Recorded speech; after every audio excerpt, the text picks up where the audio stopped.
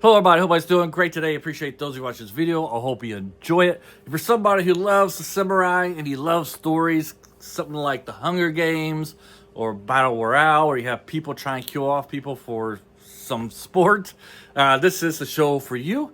It takes place in Japan about the time that the samurai are starting to get eliminated and Japan's going to do modernize.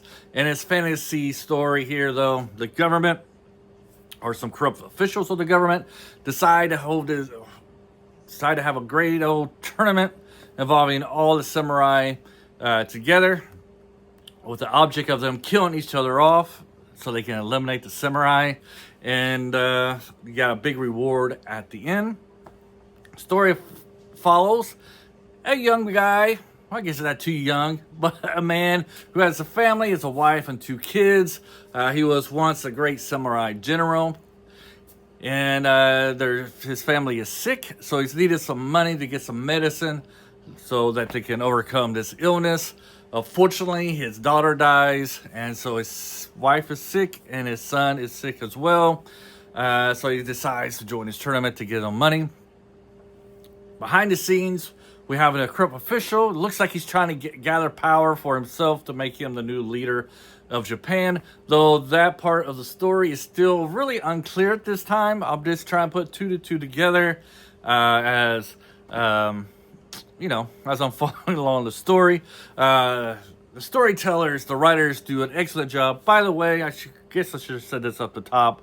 The Last Samurai is based on a 4-volume book. From what I understand, it's 4 volumes of a book of a series of the same title, The Last Samurai. So go ahead and check it out. This show has great fighting choreography, cinematography. I love the visuals and where they chose to shoot the series. Very good. I like seeing Japan outside of modern day Tokyo. I do like to see the countryside. We get to see how the people's lives were at this time. Like I said, even though it's fantasy, it's kind of based on, some reality, right? How people live back in. I love that part of this show. Does a great job of showing our heroes and our villains and our little gray characters as well. As you see factions, just like you would see in like a Hunger Game, people doing factions and such like that. You see this as well. Like I said, we got a corrupt government official. We see how he works behind the scenes, manipulating the police. A little bit of commentary how policemen are bad and how the government can use police to lay down their law or the kind of order that they want. Lo and behold, our leader of this version of Japan got the police idea from Europe, I believe, might have been England, I'm trying to remember right. Anyways, he brought that concept of a police force from a European country, and he's implementing it throughout Japan, and he's using it for his own political gains and power. So you see how the government has their own factions, and then all the samurai, once they get together, they're starting to form their own factions as well, because as they're going from the idea of the show is you start at this one city and you move from city to city until you get to Tokyo. You have to collect so many badges. Each samurai has like a name tag. You gotta collect these name tags, and you have to have like 60 or 90? You gotta have a certain number to enter Tokyo. Overall, the most people that can enter Tokyo is 9. I was gonna say 90, but 9. So 9 people is the most you can have entering Tokyo for the final showdown. What I really enjoy about it though is like each samurai has their own technique and philosophy behind their skill and why they fight, why they're joining the tournament. You got your good guys who are pretty much good, like our main character. He's your typical hero. He's not really going to do anything bad. They gave him some flaws. At first, he couldn't draw his sword. He was kind of like traumatized, PTSD for that reason.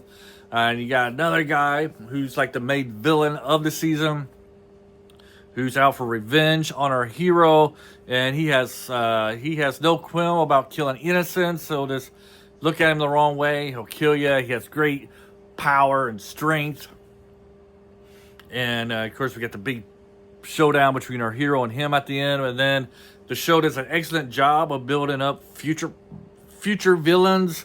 There's one guy, an older man, he's like a real samurai vet, kind of like an original master type of thing, and he's like basically unstoppable. So eventually we're gonna get to the point where him and our hero's gonna fight.